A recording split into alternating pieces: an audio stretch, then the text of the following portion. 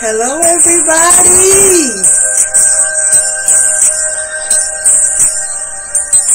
It's that time. It's that time. Woo! Yes.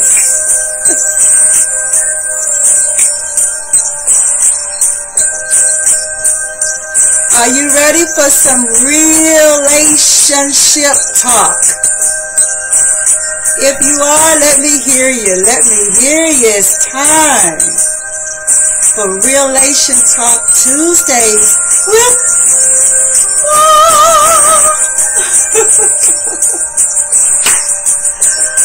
Yes.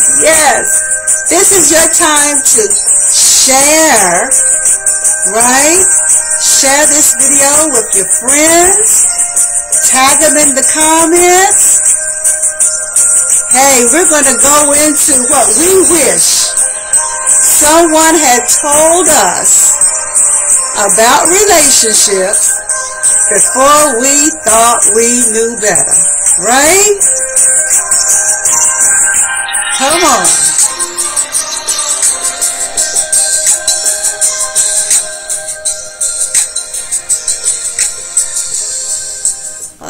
I just want to shout out my son, DH the composer, for his musical stylings.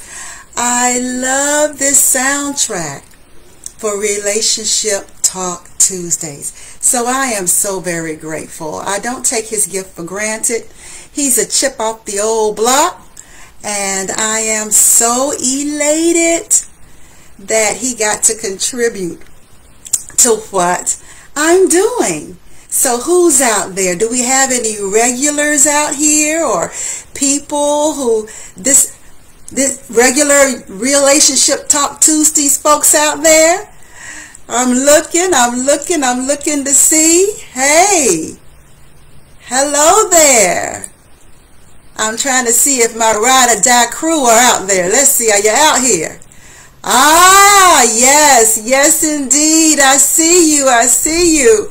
I'm so grateful. I am so grateful. I tell you what, I am so grateful for those of you who are hearing something that's truly resonating with you, and that you choose to take time out of your lunch schedules and out of your busy schedules just to tune in for a little quick something about relationships. Thank you so much. And for those of you who are new, my name is Suzette. I'm your life coach and relationship solutionist whose mission in life is to help you to redefine what makes you enough in life and in love on your own terms. Yes. Wouldn't you like to have love on your own terms? Wouldn't that be just absolutely wonderful to know that you don't have to dumb yourself down? You don't have to settle. You don't have to stop being your wonderful, mission-driven, dreaming self.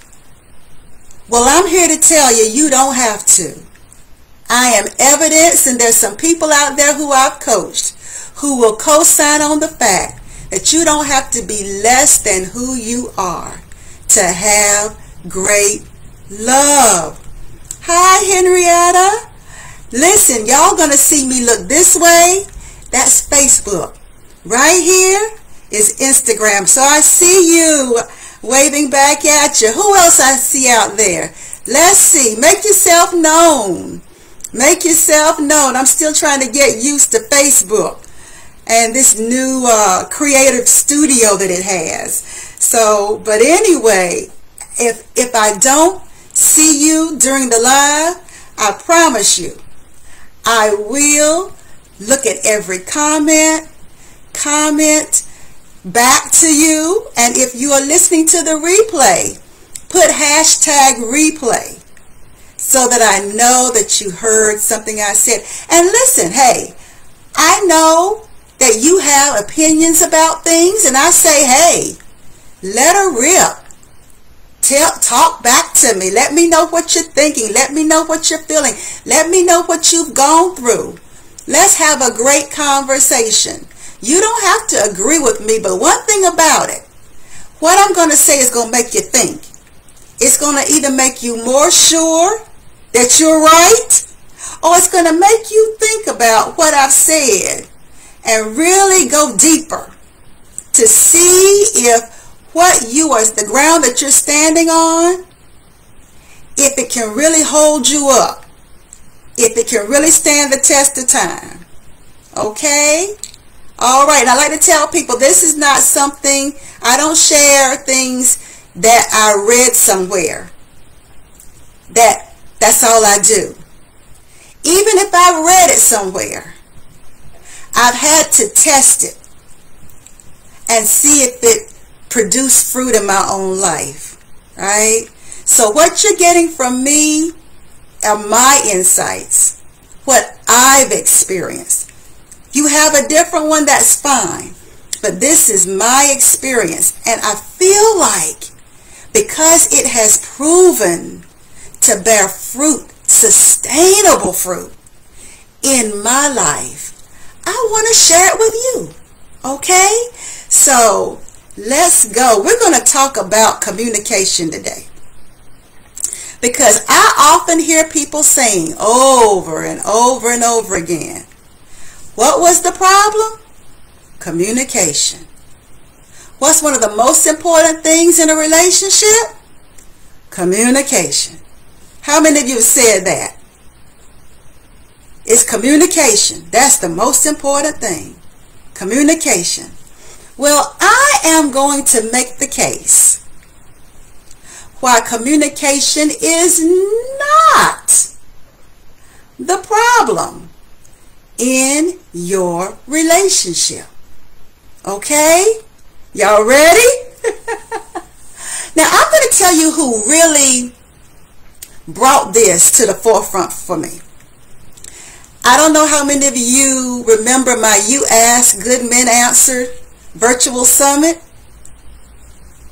Man, we rode high for 5 years, bringing to you good men who were sharing really great relationship advice and really great information about men.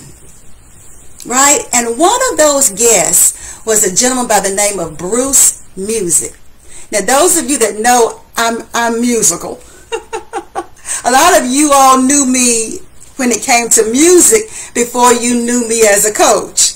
So when I heard and actually read the name Music, I was like, okay, I got to talk to this man. He's a coach too, and his last name is Music. This is a sign that we need to talk. Now, even though he spelled it M-U-Z-I-K, it didn't matter.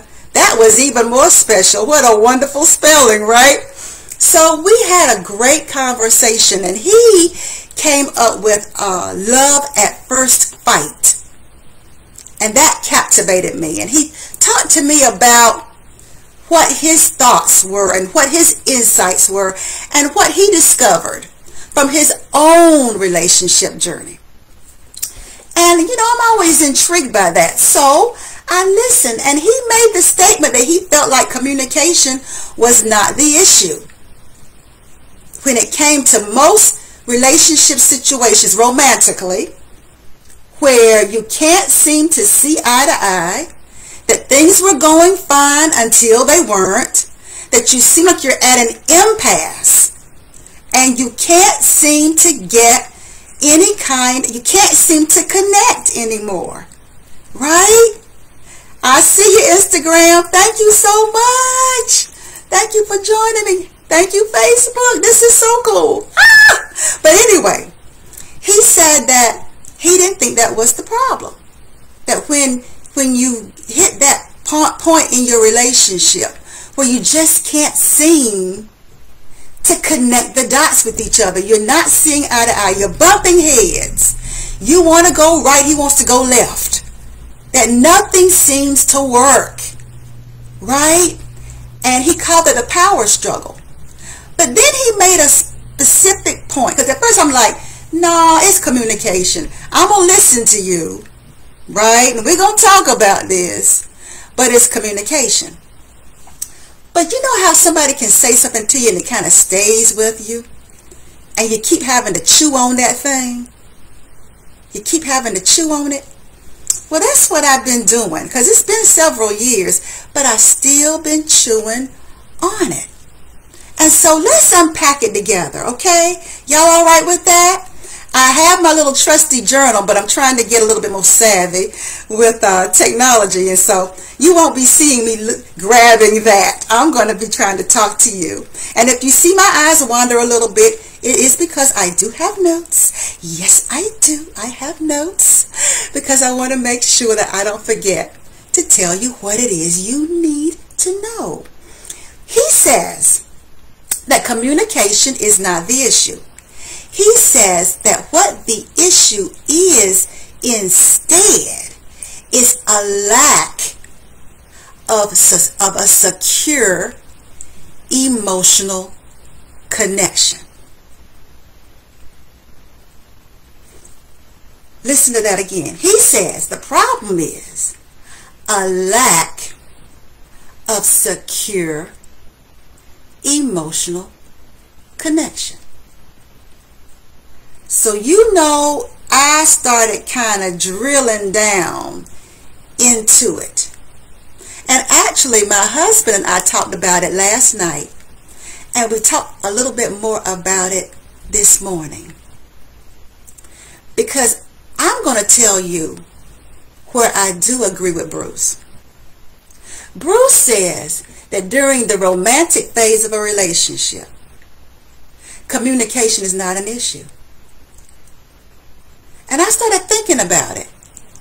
When you're feeling all dreamy and you met this person and you're talking to each other 2, 3, 4 hours a night, obviously communication isn't the problem, or you would not be on the phone with them for 4 hours. 4 hours bumping heads with somebody, nah, I ain't doing that, right? So what's the difference between the getting to know in the beginning, the romantic phase he calls it, where you're finishing each other's sentences and you're intrigued that you have so much in common and you feel like this person gets you in a way that nobody else gets you, or there was something so intriguing about them that it caught your attention, or they were so determined in their hot pursuit of you that they made you take notice. What was the difference when you spent those moments together and you engaged in this kind of playful banter? What was the difference when you're walking and holding hands and staring at the moon, or when he's telling you his dreams and you're telling him your dreams, and you're talking about where you grew up and all these different things and all those wonderful things that make you want to know more and be around that person more, and you want to kind of like figure them out a little bit. They intrigue you, they captivate you. What's the difference? Then when you might talk about, well, I think it's this, and he goes, well, no, I think it's that, and you go, well, okay, but I think it's this. But there is no big argument. There are no, no furniture's moving. Right? Nobody's retreating to their opposite walls. When that's not happening during that time, what's the difference? Why is it communication? Wouldn't communication have been the problem in the beginning if communication was the problem?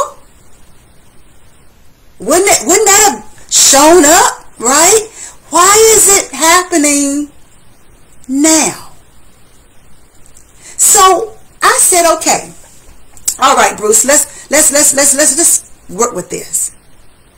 A lack of secure emotional connection. So, secure. Okay. For me, security is synonymous with safety, right? What makes me feel safe? And if I don't feel safe, am I going to communicate with you?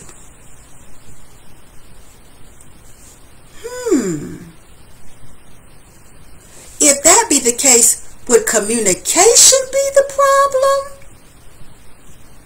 Or would the problem be I don't feel safe with you? Because isn't what's happening is that something has made me feel unsafe in our talking, in our having a conversation, or if I want to, really make it in our conversating, right? There is something about what's going on between us in this war of words that is making me feel unsafe. Because isn't that what being triggered is to y'all? Isn't being triggered meaning you don't feel safe? So if I feel safe with you, then I trust you. And if I trust you, is communication a problem? I tell you, y'all, we go deep, right? We go deep. So, okay, Bruce, I see where security is an issue. Now, what about the emotional connection point? Let's talk about emotional connection. Because when we're in the romantic stage, what intrigues us is we feel connected, right? We feel connected, right? Thank you all for joining in. I'm not going to even try to say your Instagram name because I will butcher it. But just know I see you. Just know I see you. But what does it mean to emotionally connect with somebody? Because we're connecting. All during the romantic phase, we are connecting. That's what keeps us coming back for more. At least for us ladies, right? We feel like something's clicking. We're connecting. He's doing something that's got our attention, right? And we feel like we're kind of connecting on this. We might be connecting spiritually, socially. We might came from the same place. We might know the same people. We might like to do the same things. So we feel like we're connecting. But that emotional connecting piece. Well, in order for us to emotionally connect, I still have to feel safe, right? But let's go even further into what emotional connecting is. For me, in my experience, emotional connection is equivalent to emotional availability. And I don't know if you tuned in on Saturday night, shouting out Southern Soul Saturdays, Calvin Q. I had a great time hanging out with them. And we talked relationships. I mean, we went deep. And one of the things we talked about was there's a difference in being emotional and being emotionally available. Right? So, if emotionally connecting is the same as being emotionally available, then what is that? Because we hear it. But what is it? Because it's like, I'm being emotional. I'm telling you. I'm shedding tears. I'm trying to tell you how much I need you to listen to me. I'm trying to communicate it as best as I can, and I'm impassioned about it. So I am showing emotion. But just because you're showing emotion, and just because you're passionate in your emotion, does not mean you're emotionally connecting. It does not mean you're emotionally available. So what does that mean? Well, it means you're emotionally present with me. Your eyes don't glaze over and you like a deer in the headlight when I am sharing something deep and profound to me with you. It means I have access to you emotionally. You're not going to stonewall me. You're not going to be defensive. You're not going to flip it back on me and make it all my problem. Right? Because then that makes me not feel what? Safe. Right? I got to feel like I can expose this. This is my heart. This is important to me. I got to feel like I can expose myself emotionally. I can self-disclose with you and be received. You're not going to retaliate. You're not going to shame me. You're not going to blame me. You're not going to go silent and not communicate anymore. You're not going to check out on me. You're not going to act different with me the next time. You're not going to withdraw from me. You're going to hold space with me. You're going to stay in this with me. Regardless to how you personally feel, you're going to put that to the side for this moment where it's more important for you to try to hear and to listen than to try to make your point. Woo, y'all. If I was in church right now, I'd be like, altar call. That's deep, isn't it? That's deep. Because I'm going to be frank with you. If I don't trust you and I don't feel safe with you, I'm going to keep it up in the shallow. We're going to stay in the shallow end of the pool. We're going to stay right there. And a lot of our arguments stay in the shallow end of the pool. We don't go deep. Why? Because we don't feel safe. And I thought about this thing. Even when, and I've seen this on television programs. Like, for instance, let's say there's a person that speaks one language and they're trying to, okay, I'm a Star Trek fan. Star Trek, Star Wars, they my jam. I love them. So when I'm watching an episode where they are interacting with a race, an alien race that they've never encountered before, they don't speak the language, there's certain things, certain gestures that one can make that can foster communication, right? Because I'm going to get to what communication really is. This talking and conversating, that ain't communication. That ain't it. But back to my point. Okay, you got the person, right? And they are holding, they're trying to talk, the person ain't getting it. And they do something like this.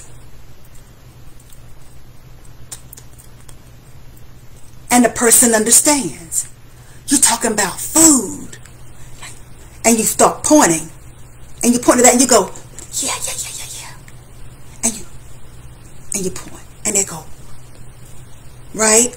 So you don't have to necessarily talk the same language in order to communicate.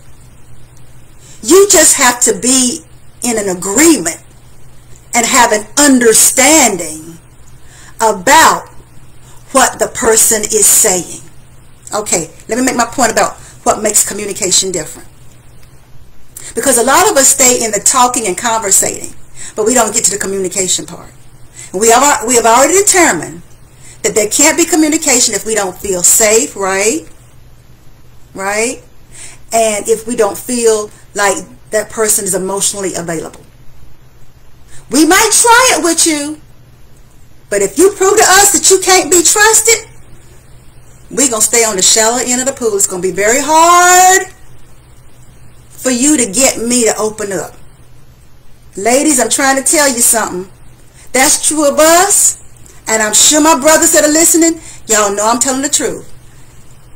You ain't going to get a man to open up if he don't feel safe with you. That's just the truth. I don't care what you promise. I don't care what you say. If his experience of you is, when I try to start telling you my truth from my standpoint, you're not in a space that's open where I can feel safe. Right? But back to what makes communication different. And taking that example I used from Star Trek, Star Wars. Communication is you want something. Because the way that you know true communication has happened is action follows. If no action has followed in alignment with what you have communicated, then you haven't fully communicated. You've talked about it. You've had a conversation where you've expressed yourself and he's expressed himself, and you may kind of feel like there's a relief from just getting it out. And you can think, whew, I'm glad we talked about that. So, you good? Yeah, I'm good. You good? You good? And you keep right on going on thinking it's resolved. But the way that you know it's resolved, how do you know it's resolved, ladies? Is when he starts doing what you asked or wanted him to do. Am I right? Am I talking good? Am I right? So if he ain't doing it, then you're like, okay, there's a communication problem. And okay, I'll give you that. Then you're kind of right. You're kind of right. So the thing becomes, I don't think it's so much whether we're using the right words, because I'm gonna wrap this up. I don't think it's so much whether we use the right words, right? I think it's more of that the problem is not communication. The problem is, do I feel safe with you? The problem is, do I feel safe enough to trust you? Right? The problem is, do we have enough skin in the game that we're in this together? Or am I trying to figure this all out on my own because you done checked out? Is there a secure emotional connection? Can I be who I am, or do I have to walk on eggshells? Can I express myself to you and you listen and you hear without retaliating? And ladies, it's a two-way street. If that's what we want from the men in our lives, guess what?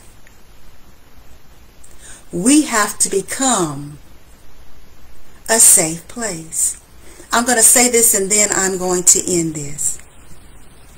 There was a time when I had a difference with someone that I consider a really good friend of mine. And I feel like we still are.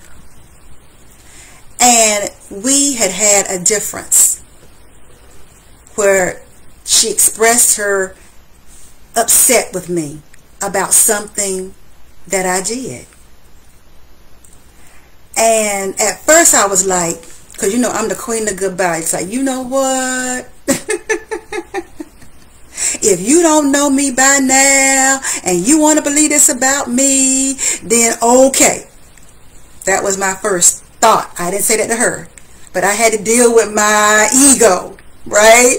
Isn't that what we had to deal with first? Because I went there in silence. And I'll never forget that inner wisdom spoke to me and said, Suzette, how many more people are you going to put in a relationship graveyard? How many more relationships are going to end up in the relationship graveyard? You owe it to her to try to have a conversation about it. But the conversation, if you tell her, I just want to talk and have an honest conversation about this, then you've got to be true to your word. That means no matter how she reacts, no matter how she responds, no matter whether it hits you in a place where you would want to set the record straight, if you've promised her that it's going to be a safe space and that you just really want to talk and really hear each other, that you felt like things got a little tense before, you didn't really hear each other, but that you really want to really talk things out, would she be willing? And that you promise you're not going to retaliate. This is not about that. You just want to really talk about it. And that voice said to me, integrity dictates that you're going to have to work through what could she possibly say to you that would make you retaliate. And I had to play it in my head. I played every scenario in my head and made peace with it, so that I could be true to what I promised her. And to this day, we are good friends because I delivered on my promise. And I did not retaliate. I did not retaliate. And it wasn't just about me trying to have my own voice heard. I really wanted to hear her too. And I had to provide the space where she could share from her heart. And because of the safe space, I truly believe it was because of the safe space that it opened up a means of us really communicating. And so I want to leave you all with that. I welcome your feedback. I welcome your thoughts. I can't wait to read your comments. I can't wait to hear your thoughts. Thank you so much for listening. I appreciate it. Next week, we're going to do it again. Relationship Talk Tuesdays with Suzette. 12:30 sharp. I want you to mark it on your calendars. Let your cell phone remind you so that we can talk again. I want to hear your feedback. I want to hear your thoughts. I want to hear what resonated with you. I want to hear your perspective. What have you experienced about communication? Maybe there's something you can add that maybe I didn't say. Let's keep the conversation going, right? Because we want action that builds trust and builds safety. Okay? Y'all take care. Talk to you later. Bye now.